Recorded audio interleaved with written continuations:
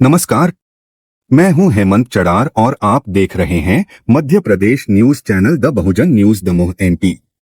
आज हम दमोह जिले की खास खबरों पर नजर डालेंगे।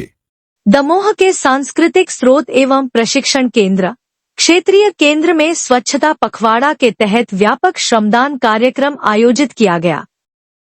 शिक्षा विभाग, स्वयंसेवी संस्थाओं और नगर के वरिष्ठ नागरिकों सहित 50 लोगों ने भाग लिया। सभी ने परिसर की सफाई कर स्वच्छता जागरूकता का संदेश दिया। अधिकारियों ने स्वच्छता को सामाजिक जिम्मेदारी बताते हुए नागरिकों को जागरूक करने पर जोर दिया। स्वच्छ भारत मिशन के तहत यह अभियान दमोह में आगे भी जारी रहेगा। दमोह की जनपद पंचायत हटा की ग्राम पंचायतों में मतदाता सूची का अद्यतीकरण 6 मई तक चलेगा। इस प्रक्रिया में परिवर्धन, निरसन और संशोधन के लिए आवेदन लिए जा रहे हैं। रजिस्ट्रीकरण अधिकारी ने बताया कि ग्राम पंचायत भवन में सुबह 10 बजे से शाम 5 बजे तक आवेदन प्राप्त किए जाएंगे। ग्राम पंचायत के सचिव और आंगनबाड़ी कार्यकर्ता इस कार्य में सहयोग करेंगे। मतदाता निर्धारित आवेदन प्रस्तुत कर अपनी सूची में नाम जुड़वा सकते हैं। यह प्रक्रिया पंचायती चुनावों के रिक्त पदों को भरने के लिए की जा रही है। मध्य प्रदेश के मुख्यमंत्री डॉक्टर मोहन यादव ने अक्षय तृतीया पर्व पर प्रदेशवासियों को शुभकामनाएं दी। उन्होंने भगवान श्री विष्णु और मां लक्ष्मी से प्रार्थना की कि सभी नागरिकों को सुख, समृद्धि और प्रसन्नता प्राप्त हो। मुख्यमंत्री ने इस पर्व को सामाजिक सौहार्द और सेवा के साथ मनाने की अपील की और प्रदेश की प्रगति, शांति और समृद्धि की कामना की।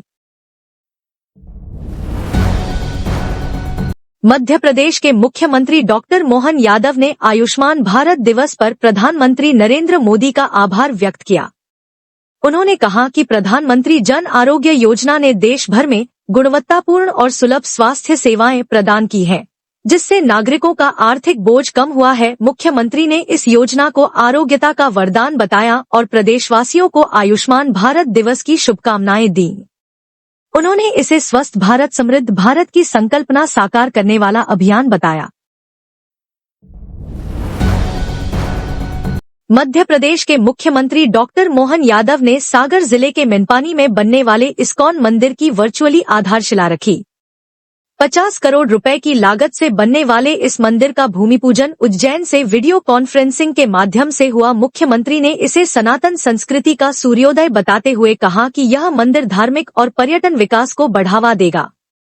इस कार्यक्रम में प्रहलाद सिंह पटेल, गोविंद सिंह राजपूत सहित कई जनप्रतिनिधियों ने भाग लिया। आज के इस सागर के अंदर इस्कॉन मंदिर द्वारा आयोजित भूमि पूजन और शिलान्यास कार्यक्रम में हमारे यशस्वी प्रांतीय मंत्री श्रीमान प्रहलाद पटेल जी, साथ ही साथ हम सब जानते हैं कि इस्कॉन इंटरनेशनल ने अपनी भूमिका विश्व स्तर पे भी और अब देश के अंदर भी एक हमारे आधुनिक तरह से साहित्य के आधार पर भगवान कृष्ण की पवित्र गीता की अपनी एक पहचान थी, लेकिन जन जन तक पहुंचाने के लिए भगवान कृष्ण के उस अद्भुत उस समय के मुख से निकले हुए एक एक वचन, जिसको 18 अध्याय के माध्यम से जो संग्रहित किया गया है, जिसको हम पवित्र गीता नाम देते हैं। हम सब जानते हैं कि पवित्र गीता के सभी अध्याय में हर प्रकार से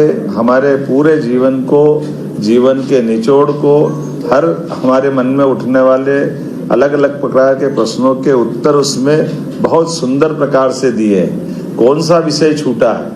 सांस्कृतिक, साहित्यिक, ऐतिहासिक, भक्ति, हर प्रकार के मन में उमड़ते घुमड़ते प्रश्नों के उत्तर देने का प्रयास भगवान कृष्ण के मुखारविंद से हमने सुनने का प्रयास किया है। जैसे जल से बर्फ बनता है, लेकिन बर्फ बनने के बाद बर्फ में जल दिखाई नहीं देता है, लेकिन बर्फ पिघलने पे फिर जल के रूप में वो हमको प्राप्त होता है। ऐसे परमात्मा की कृपा से मानव जन्म हमको मिला है, तो परमात्मा ने हमको दिया है, लेकिन हमारी अपनी भूमिका उस भौतिक रूप से इस शरीर के माध्यम से जो भी कर्म करना है, उस कर्म को अकर्म विकर्म के रूप में हमको ही उसको भुगतना है। कर्म करते हुए कौन बचता है?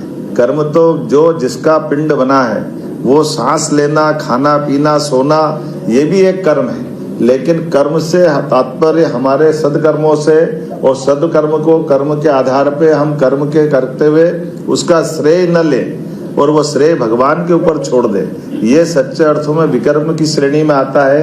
या विशेष कर्म का हम संकल्प लेकर अपने मानव जन्म को धन्य करें। ऐसे में इस्कॉन ने अपने मूल जड़ों को लेकर के, सनातन धर्म की संस्कृति को लेकर के, और इतनी विकट परिस्थिति में परम पूज्य महाराज जी ने 10 साल के अंदर दुनिया में इस्कॉन का अपने आप में एक अलग फैलाव करके दुनिया के अंदर एक अलग दिशा दी।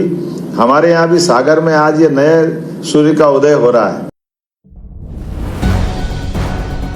मुख्यमंत्री डॉक्टर मोहन यादव ने संबल 2.0 योजना के तहत अनुग्रह सहायता हितलाभ वितरण कार्यक्रम में सिंगल क्लिक के माध्यम से प्रदेश भर के 27,523 हितग्राहियों को 600 करोड़ रुपए की सहायता राशि उनके बैंक खातों में अंतरित की। दमोह जिले के 538 पात्र हितग्राहियों को 11.58 करोड़ रुपए की सहायता राशि मिली। इस कार्यक्रम का लाइव प्रसारण जिले की सभी नगरीय निकायों और ग्राम पंचायतों में किया गया। Subscribe the Bahujan News and like this video.